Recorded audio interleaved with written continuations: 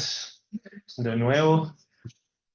Pues en primer término, quería como comentar este artículo, pues es producto de una investigación, pero más allá de la investigación es producto como de unas experiencias de los últimos años que he tenido como profesor, investigador en la universidad y particularmente en un eje temático que es de mis mayores intereses, que es la geohistoria, pero particularmente la geohistoria del espacio urbano.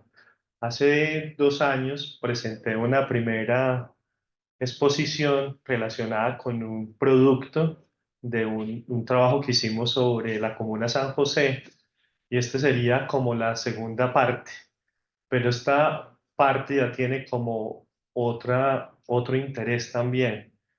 Y eso surge entonces también como de unas experiencias colaborativas entre líneas de investigación del doctorado en estudios territoriales, pero también en el doctorado en diseño y creación o en los posgrados de diseño. Yo trabajo en esos posgrados en una línea que se llama Sostenibilidad, Arte, Sociedad y Medio Ambiente.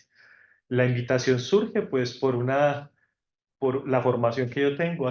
Ellos habrán asumido que yo soy experto en temas ambientales, y como soy de base administrador ambiental con maestría y doctorado en temas de planificación territorial y gestión ambiental, entonces dijeron, bueno, acá vamos a hacer algo.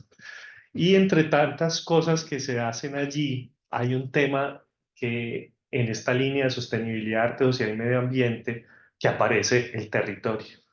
Territorio, paisaje, sostenibilidad y habitabilidad. Sin embargo, y a pesar de esos intereses, también es bueno hacer una salvedad ahí, porque somos equipos. Entonces, pues desde el doctorado en estudios territoriales, yo he hecho parte de la línea Acciones y Procesos de Metropolización, Territorialización de las Acciones y Procesos de Metropolización, y desde diseño he trabajado también con profesoras vinculadas con nuestro doctorado, que es la doctora Adriana Gómez Alzate y Carolina Salguero. Pero no se percibía un paso, digamos, hacia adelante en ese doctorado frente a una reflexión sobre el territorio. Y empezamos entonces en esas búsquedas de pensar el diseño asociado al territorio, y apareció este trabajo el profesor, el doctor Arturo Escobar, un trabajo muy interesante, voluminoso, profundo, que es el trabajo que él hace sobre diseño autónomo y realización de lo comunal. Ahí hace un panorama general de lo que ha sido el diseño a lo largo del tiempo, pero muy circunscrito como a la visión tradicional del diseño, el diseño experto, y cómo se ha pasado a unas fases en la actualidad que podría llamarse diseño ontológico, diseño para las transiciones. En ese marco, pues él da unos escenarios de trabajo, y es donde yo parto de esta reflexión. Y es que a pesar de esa profundidad que trabaja Arturo Escobar, me parece a mí que no hay novedad en el sentido de que el diseño autónomo planteado así no es otra cosa sino una visión alternativa de la planificación territorial. Digamos que ahí surge esa mirada territorial de él con base en el diseño autónomo desde la experiencia que les voy a presentar. Él dice esto, digamos, situado contextualmente. El diseño autónomo, yo le sumo el territorial, surge en Colombia como una propuesta teórica, metodológica, política y de acción práctica de autogestión comunitaria. Por eso tiene sentido diseño autónomo, como alternativa al diseño heterónomo del ordenamiento territorial. ¿En qué marco? En el desarrollo, dice él, de un trabajo que se hizo, claro, el ordenamiento territorial del país empieza en 1997. En 1998, ellos hacen un trabajo alternativo de planificación territorial de cuencas hidrográficas, pero lo llaman es diseño ecológico de las cuencas hidrográficas de Buenaventura. Entonces, hay parte de ese proceso. ¿Con quiénes? Con las comunidades negras organizadas que trabajan el tema de la defensa de los ríos. Pero eso lo extendió él a la mirada sobre lo que es una propuesta de diseño territorial de la modernidad, que es el famoso proyecto de desarrollo regional de la TVA, porque eso se exporta y en el Valle del Cauca es el modelo que orientó todo lo que ha sido la planificación territorial de 70 años. Entonces, ese modelo del diseño heterónomo, experto territorial, que surge del trabajo de la autoridad del Valle del Tennessee, pensado en Colombia, son las corporaciones autónomas regionales.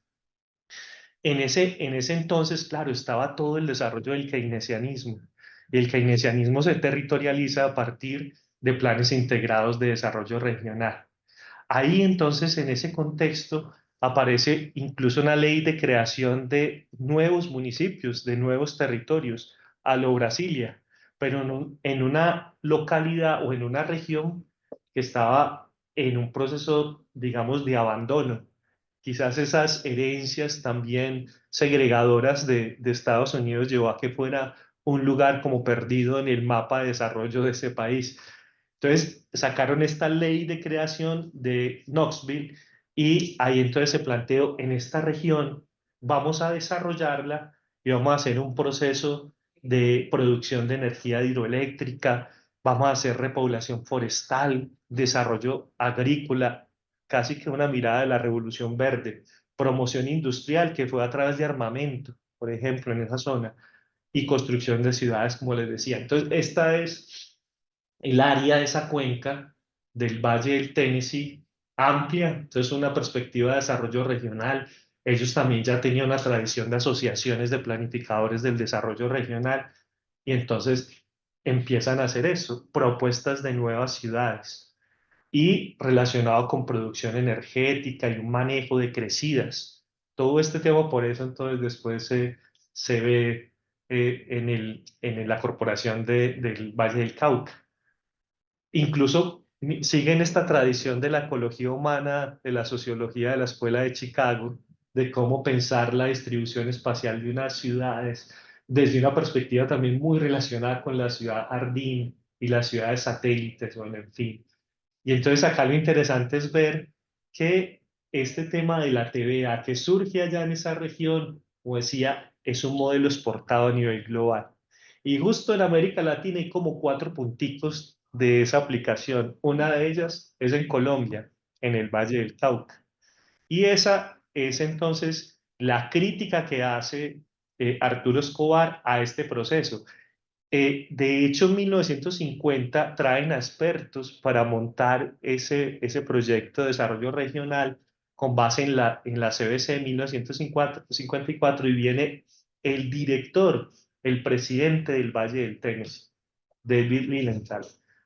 Y entonces, después de mirar todo lo que ha sido ese proceso, plantea Arturo Escobar, este fértil valle del río Cauca puede ser considerado un emblema de la debacle del desarrollo. ¿Y por qué? Pues porque este desarrollo capitalista moderno, basado en plantaciones, en monocultivo de caña de azúcar, en la parte plana y en las partes de las laderas de este valle del Cauca, a través de la ganadería extensiva, ha generado un proceso de simplificación del paisaje. Si uno piensa, si uno hace incluso desde lo que nosotros trabajaríamos, por ejemplo, como la arqueología del paisaje, veríamos esta imagen a la que se le canta además, ¿no? El azúcar, pero realmente tiene unas relaciones sociales de producción basadas en la esclavitud. Y si uno piensa en la arqueología del paisaje, yo evoco el trabajo de profesores de biogeografía de Colombia que dicen Colombia, país de selvas. Hay veces cuesta pensar eso, pero Colombia por su ubicación ecuatorial, que no tropical, ecuatorial, el mundo del agua es el mundo de la selva y todo esto era selvas. Por eso se celebra tanto que hay que recuperar, conservar eso que llaman los ecosistemas de ribera, que serían los bosques secos tropicales. Queda un 1% en estas, pero eso era todo selva. Entonces, ¿qué fue eso? Sino ese concepto que a mí me parece interesante, los desiertos verdes, porque al final es verde, pero es arrasar con todo lo que ha existido. Incluso había poblamientos anteriores ahí que quedan, es un paisaje y unas relaciones esclavistas. Y entonces en ese libro, pues Arturo Escobar dice esto, más allá del desarrollo regional, esquema del diseño de transiciones civilizatorias para el Valle del Río Cauca. Parte incluso de una nota interesante de Gastón Bachelard de la poética del espacio. Cuando la imagen es nueva, el mundo es nuevo. Imaginarse, lo que Soja también llama la imaginabilidad de los espacios. Hay una tendencia limitada a imaginarse otras formas de hacer territorios. Quizá porque hemos sido tan obligados, adoctrinados en la conciencia de la planificación territorial heterónoma que se pierde el sentido de imaginar. Entonces, ahí solo tomé como una notica de lo que él dice. Es evidente que este modelo de desarrollo basado en la caña y la ganadería se ha agotado. Ha causado la devastación ecológica de colinas, acuíferos aparte, envenenados con todos esos agroquímicos de la Revolución Verde. Afecta a los ríos, los bosques y los suelos. Además, la dislocación masiva social y territorial de los campesinos y de las comunidades afrodescendientes de la región, profundamente injusta y dolorosa, y plantea él bajo esa idea de imaginarse un diseño para las transiciones. La región puede ser fácilmente reimaginada como un verdadero bastión de producción agroecológico, de frutas orgánicas, verduras, granos y plantas exóticas, y como una región multicultural de productores agrícolas pequeños y medianos, y una red descentralizada funcional de pueblos y ciudades medianas. Otros futuros atractivos pueden ser imaginados para esta región, sin duda. Y la verdad que cuando uno piensa en esa arqueología del paisaje, lo que fue selvático y lo que es ahora la simplificación de ese paisaje, pensar a futuro, yo siempre lo he pensado viendo, por ejemplo, el libro de de Aurelio Arturo, que es poético además, exacto, que muestra esos paisajes hermosos del sur, hortícolas, ¿cierto? De multicolor. Ese paisaje que es solo un verde, una matiz del verde, si fuera sembrado en diferentes tipos de producción, sería un paisaje democrático, realmente democrático. Yo lo pensaba así, bueno, coincidimos, siempre lo he pensado. Pero él llega a esto, entonces, listo, pensar en una perspectiva de futuro, desde la autonomía. Sin embargo, hace alusión al territorio, si el territorio como región, es como una escala, sí, sí, como un proyecto sociopolítico, en el cual sí hay que hacer un trabajo orientado a la autogestión y la gobernabilidad. Pero yo creo que todavía hay ciertos sesgos en el tema del territorio allí. De manera que se sitúa ahora en esta, más o menos como esta justificación. El diseño autónomo territorial es una apuesta ontológica política alternativa. Hola. De configuración de territorios otros, a través de la co-creación de escenarios futuros de territorios incluyentes. Pero dice él que todo esto que se ha hecho, como les mostré, es sobre zonas rurales, muy relacionado con enfoques étnicos, etcétera. Entonces, plantea él, sin embargo, hay una ausencia de la aplicación del diseño autónomo en espacios urbanos. Y entonces yo dije, bueno, entonces emprendamos el camino a ver qué podemos ir aportando. Esa fue como una premisa mía en aquel momento, fruto de lo que les digo, el encuentro entre estudios territoriales y diseño. Y en efecto, en una entrevista que tienen en ese libro, en una de las versiones que hace a Pinta Limón, la editorial argentina, él plantea acá, bueno, según el Eduardo Restrepo, antropólogo de estudios culturales, dice, hay un sesgo de estas miradas de lo rural o ruralización y etnización. Sin embargo, entonces, por eso es que se habla de nuevas ruralidades, pero no de nuevos urbanismos. Y entonces, ¿cómo puede ser una idea de nuevos urbanismos que suponen la visión moderna ecologista o de la geografía marxista? Decía él, emprendan otro camino, yo no he llegado allá, les cedo a ustedes el testigo, acá lo tienen, miren a ver. Entonces yo decía, bueno, listo, pero ¿cuál es entonces la fundamentación teórica y conceptual para proponer el diseño autónomo territorial? ¿Cuál es el punto de partida? Teorizar el territorio. Y yo lo pensaba así, como nosotros lo trabajamos, como la producción social del espacio, pero sin olvidar la configuración biofísica, que también es importante. ¿Y cuáles entonces son los pilares de ese diseño autónomo?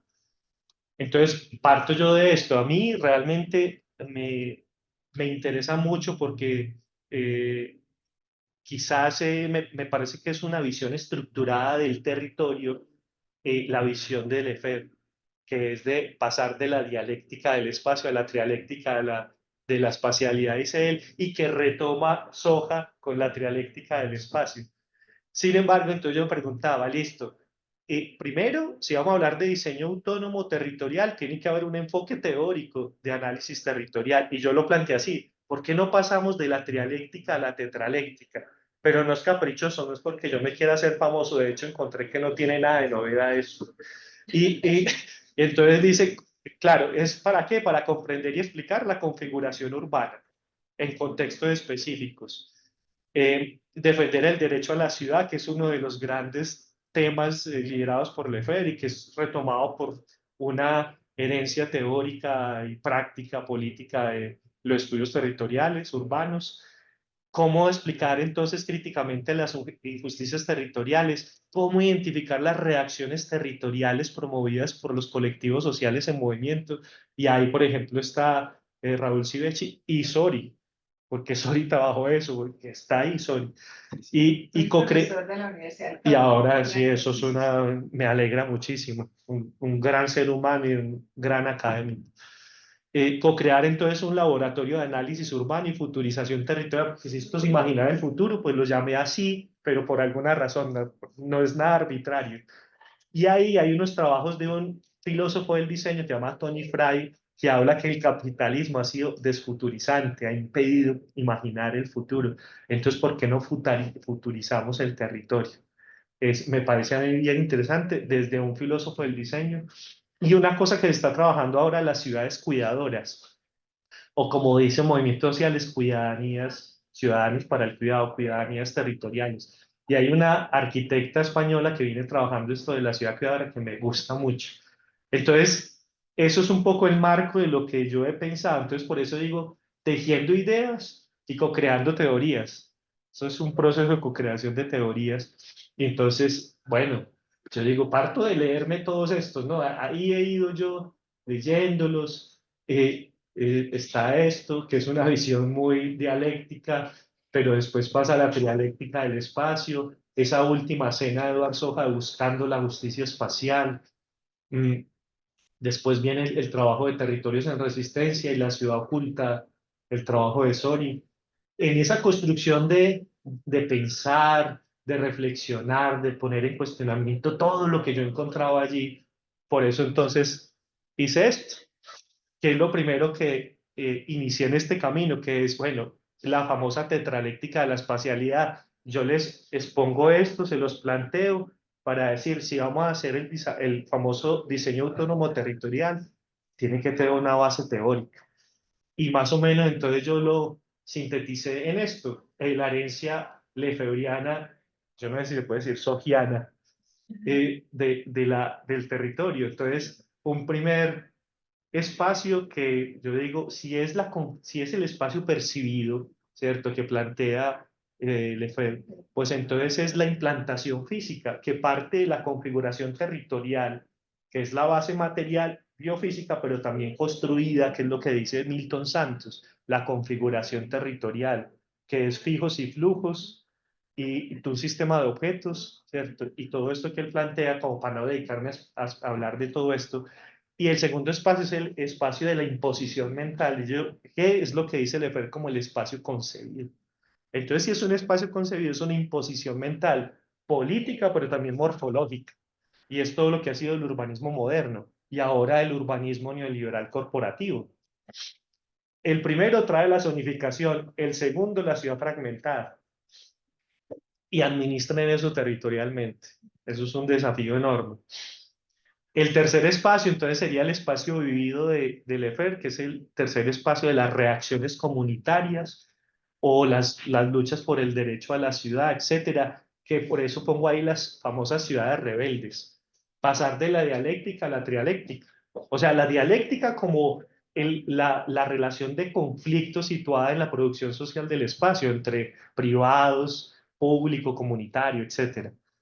Y de ahí entonces yo digo, pero de eso, de las resistencias, se están creando nuevos territorios, nuevos espacios producidos. que es lo que yo digo, es el diseño autónomo territorial. El diseño autónomo territorial para mí, entonces, es la acción creativa comunal, que también es intergeneracional, que piensa en lo ambiental, es decir, es interespecies, muy del actor Red, que tiene que ver con lo sustentable, entonces hay que tener en cuenta la heterogeneidad de la vida en los espacios. Y por eso, pues yo no sé si me ubico, soy un desubicado, hablo que para el futuro hay que ver el pasado. Entonces, ¿por qué no hablar en unas ciudades que se inundan a toda hora? ¿Por qué no un urbanismo anfibio? O sea, ciudades de tierra y agua, al final también puede ser. Y eso ya existió, ha existido, está por muchos lugares. Entonces, hay unas herencias para ver el futuro, ver ese pasado. Y por eso yo digo, estos son ejemplos. Acá a toda hora hay procesos erosivos y riesgos por deslizamientos. Y se nos olvida que hay modelos de manejo del agua, de terraceos. Yo siempre he pensado que esa ladera de San José y toda la cuenca del Olivares debería amarrarse no con árboles que se supone, pues sí, pueden sostener eso desde lo que se llama corredores ambientales, sino amarrar eso con comida, o sea, frutales, etcétera, que sea una agroladera, una cosa así, no sé, porque eso ha existido. Entonces, de todo eso, entonces pasé, bueno, y entonces los del diseño autónomo, ¿de a dónde es que se sostienen? Entonces, sí hay un trabajo muy bonito, interesante, de una tradición cercana, que es la del diseño para la innovación social, que se conecta con la perspectiva ambiental del diseño sustentable, que ahí está Ezio Mancini y está Papanek, pero también ahí entra entonces Arturo Escobar y Tony Fry, como les dije, y hay una tesis que sería muy interesante invitarlos, quizás acá, que es la tesis de Alfredo Gutiérrez, que es sobre diseños del sur o los diseños de los sures con otros nombres. Y él habla de una mirada de lo que puede ser esos diseños que no se reconocen académicamente, pero los pueblos históricamente han diseñado su vida. Entonces, se llama así diseño de los sures. Y hay otro que es un diseño como de confrontación, disidente y especulativo, que incluso no solo es desde la territorialización ahí en lo material, sino en la red. Por eso lo llaman hacking amigable, interfaz entre el activismo y el diseño. Hay unas cosas muy interesantes que hay que mirar ahí. Entonces, se retoma esto, sí, el tema del diseño de la futurización de Tony Fry, como les decía. Pero yo como para hacerlo más digerible, para trabajarlo con la gente, yo relacioné territorio y paisaje. No sé si ustedes alcanzan a ver, yo como que no veo acá, qué pena. No sé cómo ampliarlo. Pero más o menos, y bueno, y ya llegué al quinto espacio, pero es por una cuestión básica. Hablo del primer espacio, como ya les dije, espacio percibido, implantación física.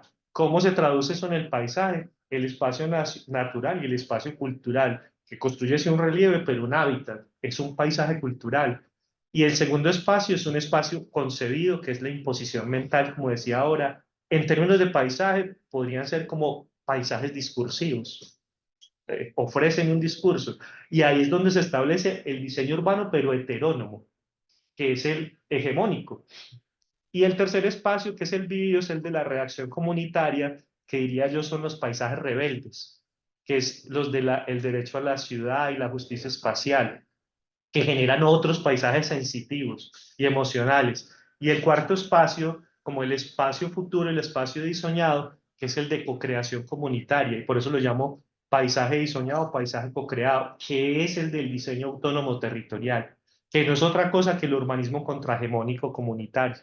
Y el quinto espacio sería como el espacio ya después de la ensoñación, de la transformación, entonces el espacio transformado, acción territorial comunitaria alternativa, que sería el paisaje cuidadano o paisajes del buen vivir y que se relaciona con una nueva visión del diseño, que es el diseño regenerativo, y que Arturo Escobar lo está trabajando con Harold Martínez, un arquitecto de la Universidad del Valle, lo llaman ellos terraformatividad. La ciudad se le olvidó que está ensamblada en la tierra, entonces hay que terraformar la ciudad nuevamente.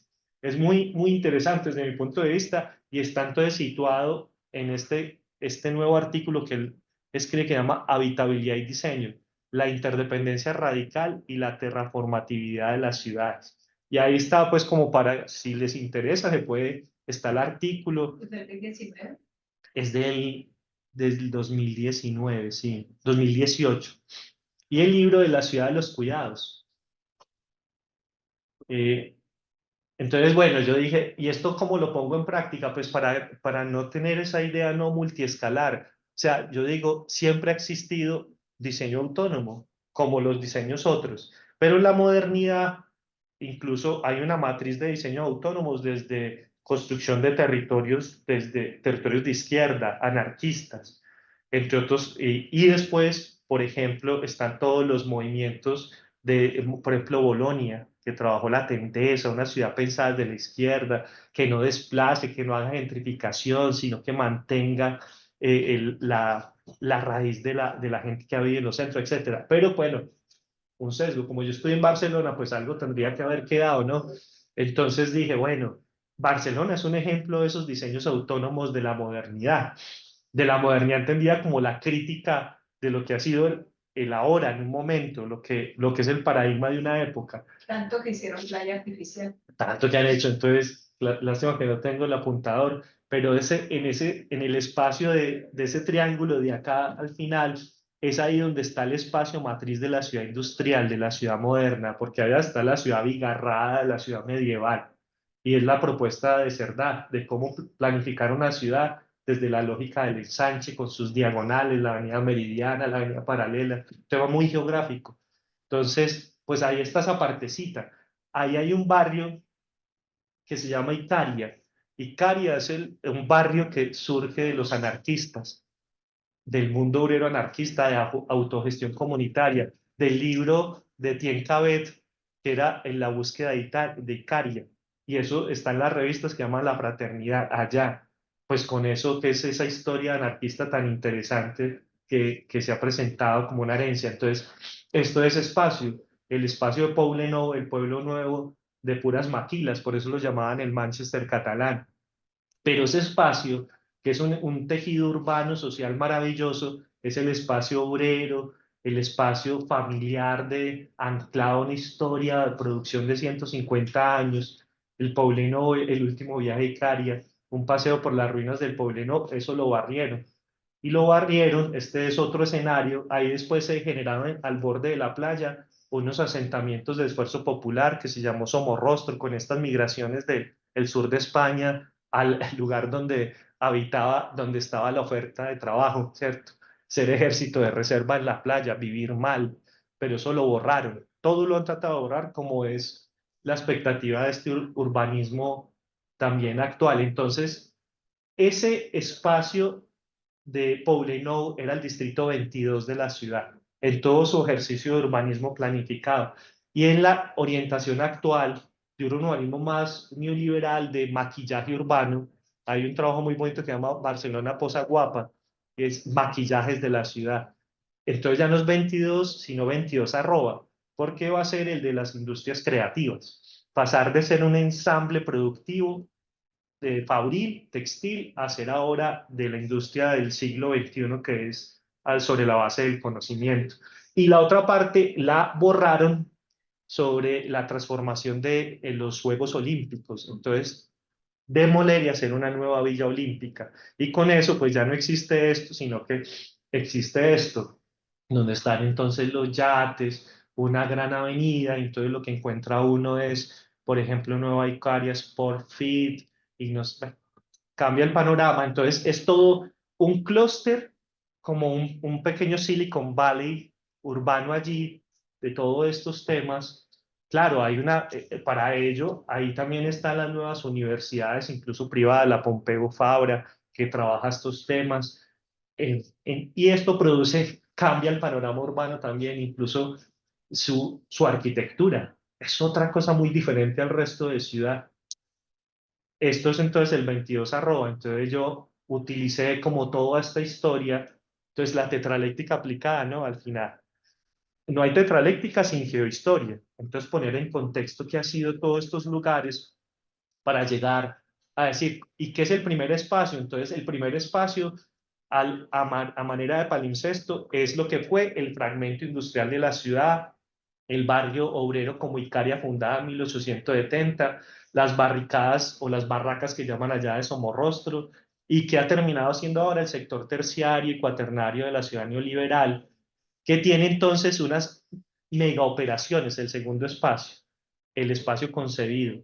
Esas megaoperaciones entonces fueron las de el modelo Barcelona de los Juegos Olímpicos. Hay como un cambio de paradigma urbano allí, pero como efecto de ese espacio concebido hay un espacio vivido de resistencias y empiezan a aparecer una cantidad de colectivos porque el mundo, la herencia política, de acción política de los barrios obreros sigue. Y entonces uno de ellos se llama Colectivo B, no de la vendetta, sino de la vivienda, como la película.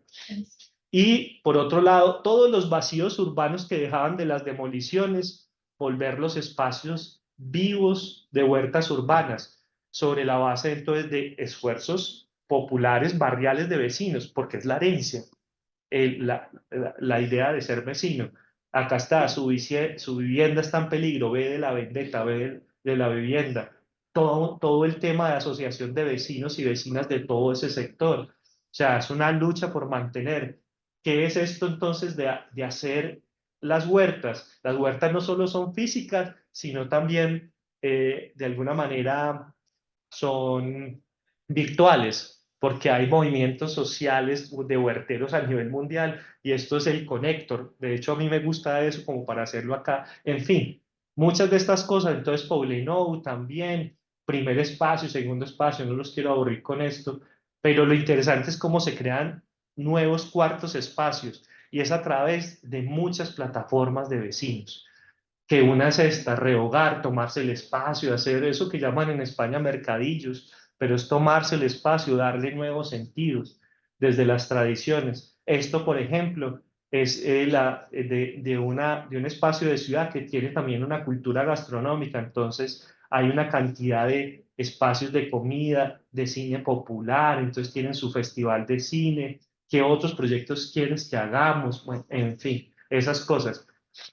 Pero, y entonces en Manizales. Entonces Manizales, la ciudad industrial cafetera. Yo digo que, claro, acá ha existido industria. El germen de la industria de Manizales es que la ciudad ha tenido complejos industriales cafeteros al interior de la ciudad. Es su paisaje cultural industrial. Y acá queda esto pues como testimonio. Pero de ese ensanche de San José, tan interesante porque es que está al lado del centro y fue un barrio, lo interesante de San José es que se ha perdido la memoria que fue un espacio de recepción de población con cierto capital económico, finqueros que venían a la ciudad porque la ciudad ya ofrecía educación, ellos querían que sus hijos se formaran, entonces estaba la escuela de artes y oficios, las escuelas normales, la escuela modelo y fuera de eso un espacio productivo. Entonces, ahí, por ejemplo, encontramos nosotros la primera fábrica de excusados de Manizales, fábrica de costales, el telar, la fábrica de Lúquer también estaba ahí, Chocolates Valencia. Ese ensamblaje territorial, esa historia de San José es lo que yo creo que vale la pena reivindicar, pero eso se ha borrado y se ha borrado con estas lógicas de la renovación urbana. Y es muy llamativo cómo ha sido ofrecido el proyecto. Entonces, el discurso inicial, San José, el proyecto que hace más grande a Manizales, pero como eso no ha llegado a ningún lado, lo que ha sido es este presente, entonces la última alcaldía, eso sí tienen es una sesión multiescalar, pero deficitaria, pobre, limitada. Es decir, como no funcionó esto que planteamos, hagamos entonces algo parecido como esto que hay en Tokio. Esta es la nueva propuesta. O por qué no hacemos como un CTU de Bogotá. Ahí quedaría perfecto. Eso lo dice la última alcaldía municipal. Esa fue la nueva propuesta. ¿La anterior o esta que se posiciona? No, la anterior. Una ficción, una distopía, una cosa loca. Pero entonces la movilización sigue, el tercer espacio de las resistencias que queda expresada en su periódico La Matria y todo lo que pasa con el cabildo urbano de San José y la plaza de mercado. E incluso ellos ya sacan unos documentos, unos fanzines que son sobre o sea, el diseño autónomo y la realización de la comuna. Claro, ahí hay líderes sociales muy conectados con procesos de ciudad, está Germán Vallejo, o sea, gente culta que sigue las tendencias como de nuevas opciones también teóricas y acción política. Y entonces ahí empiezan ellos a trabajar esto. Estamos remodelando Tiempo de Justicia, talleres de estrategias de diseño ontológico. Eso ellos lo han utilizado y como sobre la base de esta plataforma, el derecho a la ciudad, ellos mismos lo han planteado así. Y se hizo entonces, yo por eso acá sí llego ya como a este sentido también que el territorio tiene nuestras dimensiones multiescalares, horizontalidad, verticalidad, ¿cierto? Área, red, y hay una horizontalidad del territorio. Las plataformas de movimientos sociales se han integrado para hacer varios esfuerzos de derecho a la ciudad y ya hay varios encuentros. Este fue el último. Todo esto es producto de movilización social que lee, que traduce, que se implica también teóricamente. Y bueno, yo creo que eso es lo interesante, eso se ha llevado a la práctica. Y hicimos talleres, unas cosas bien interesantes de cómo leer entonces todo este territorio paisaje, hicimos trabajos de cartografía y eso se ha llevado también a la práctica. Entonces, por ejemplo, hay terraformatividad, bueno, hay que ponerse también a trabajar, ¿no? Y se ha hecho todo, y eso lo hemos llevado a Palermo con las huertas, hemos hecho una red agroecológica interesante.